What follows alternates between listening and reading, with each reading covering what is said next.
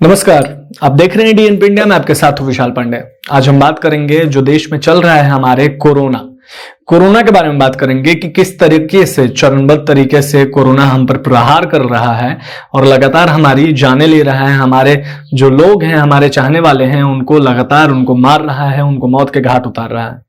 बता दें आपको कि कोरोना के दैनिक मामले अगर देखें तो लगातार 4 लाख से ज्यादा मामले आ रहे हैं। मौतों का आंकड़ा देखें तो वो भी डराने वाले हैं। 4000 के आसपास मौतें भी हो रही हैं सरकारी आंकड़ों के मुताबिक। तो ऐसे में देश में जो कोरोना है ये अपना पांव लगातार पसार रहा है और रुकने का तो नाम ही नहीं ले रहा है। चलिए आपको बता देते हैं कि किस तरीके से चरणबद्ध तरीके से ये कोरोना हम पर प्रहार कर रहा है। पहले बात करते हैं पहले फेज की। पहले चरण का कोरोना, जब शुरुआती दौर में कोरोना आया था तब लोगों ने ज्यादा इसको इतना सीरियसली नहीं लिया था और इसने अपना प्रचंड रूप दिखाना शुरू किया। देश में लोगों की लगातार मौतें होती रहीं, लोग लगातार लॉकडाउन में घर में बंद रहे, केसेस लगातार सामने आते रहे। उसके बाद बीच में थोड़ा सा ब्रेक लगा और उसके बाद शुरू हुआ दूसरा चरण जो देश में अभी चल रहा है, सेकेंड वेव कोरोना का, और ये बहुत ज्यादा खतरनाक है। इसमें लोगों की मृत्यु दर देखी जाए तो बहुत ज्यादा है अपने देश में। हमारा जो देश है ये बहुत ही मुश्किलों के दौर से अभी गुजर रहा है इस दूसरे चरण में कोरोना के। इसके बाद जरा सोचिए कि अभी दूसरे चरण से पूरा देश त्राहिमाम कर रहा है। वैज्ञानिक भी परेशान है, डॉक्टर भी परेशान है। वैक्सीनेशन के बावजूद ये कोरोना कंट्रोल में नहीं आ रहा है। ऐसे में अगर कोई इससे भी खतरनाक तीसरा चरण आ जाता है देश में कोरोना का तो क्या होगा?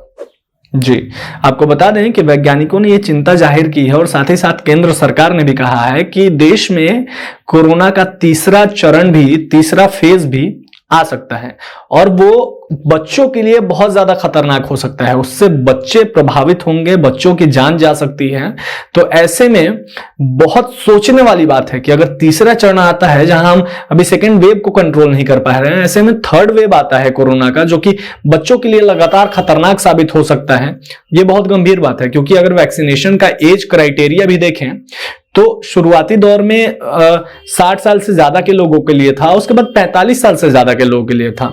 अब जो है 18 साल से 45 साल तक के लोगों के लिए भी वैक्सीनेशन शुरू हो गया है। लेकिन जरा सोचिए 18 साल से नीचे के जो बच्चे हैं उनका क्या होगा, क्योंकि अभी तक वैक्सीनेशन उनको प्रोवाइड नहीं किया जा रहा है, ना ही उनके बारे में अभी सोचा जा रहा है।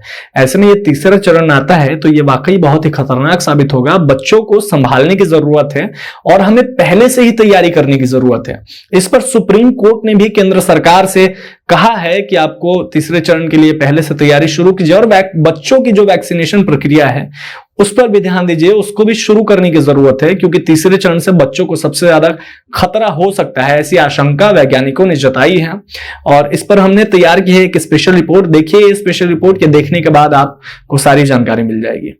कोरोना महामारी के बीच वायरस की तीसरी लहर को लेकर वैज्ञानिकों ने चिंता जताई है। कहा जा रहा है कि कोरोना की तीसरी लहर में बच्चे भी इस बीमारी से संक्रमित होंगे। इसे लेकर सुप्रीम कोर्ट ने भी चिंता जताई है और केंद्र सरकार से पूछा है कि इसकी तीसरी लहर को लेकर आपने क्या तैयारी की है। इस लहर में जब बच्चे कोरोना से संक्रमित होंगे तो माँ बाप क्या करेंगे, इसे लेकर आपने क्या तैयारी की है। बच्चों के टीकाकरण के लिए भी तैयारी करनी चाहिए। टीकाकरण अभियान में अब बच्चों के लिए भी सोचना चाहिए। बता दें कि ऑक्सीजन की कमी को लेकर सुप्रीम कोर्ट में आज फिर से सुनवाई हो रही है और केंद्र सरकार ने राज्य सरकारों को ऑक्सीजन सौंपे जाने के लिए बनाए गए प्लान को कोर्ट में सौंपा है। सुप्रीम कोर्ट ने केंद्र सरकार से कहा है कि कोरोना की तीसरी लहर आनी बाकी है, ऐसे में दिल्ली में ऑक्सीजन का संकट नहीं होना चाहिए। सुप्रीम कोर्ट ने केंद्र सरकार से कहा है कि देश भर में ऑक्सीजन की सप्लाई पर ध्यान देना चाहिए। साथ ही कहा है कि ऑक्सीजन का ऑडिट करवाने और इसके अलॉटमेंट के तरीके पर फिर से विचार करने की जरूरत है। कोर्ट ने पूछा है कि आज से सोमवार के बीच क्या होगा। आपको ऑक्सीजन सप्लाई बढ़ानी चाहिए। दिल्ली को 700 मीट्रिक टन ऑक्सीजन देनी ही चाहिए। इस वक्त हेल्थ प्रोफेशनल पूरी तरह थक चुके हैं। आप बेहतर स्वास्थ्य सुविधाएं कैसे सुनिश्चित करेंगे? कोर्ट ने चिंता जताते हुए कहा कि हमें पूरे देश के लिए सोचना है। आज अगर हम तैयारी करेंगे तो कोविड का तीसरा फेज आने के पहले हम उससे निपट सकेंगे। हमें इलेक्ट्रॉनिक आईसीयू पर भी विचार करना चाहिए। लाखों की संख्या में डॉक्टर और नर्स घर पर खाली बैठे हैं। हमें कोरोना की आने वाली लहर के बीच सोच लेना चाहिए। अगर आप पॉलिसी बनाते वक्त गलती करेंगे तो आप ही इसके लिए जिम्मेदार ठहरा जाएंगे, ये कहा सुप्रीम कोर्ट ने। तमाम अपडेट्स के लिए देखते रहिए डीएनपी इंडिया। चैनल को अगर सब्सक्राइब नहीं किया है तो जल्दी करें। धन्यवाद।